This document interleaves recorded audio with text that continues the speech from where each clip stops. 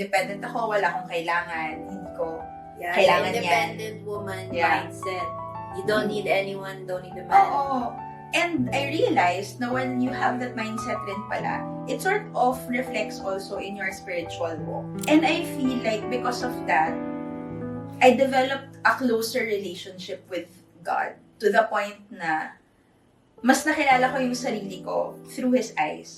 So, it's okay nga lang to admit that, di ba? Yeah, of Now, course. we want to get married someday. We want someone in our life. When you also choose to get to know the Lord more and His character, dun mo ma-realize na the desires that He give you is pure. And diba, it's good kasi it came from Him eh. It came from His heart. So parang ikaw din.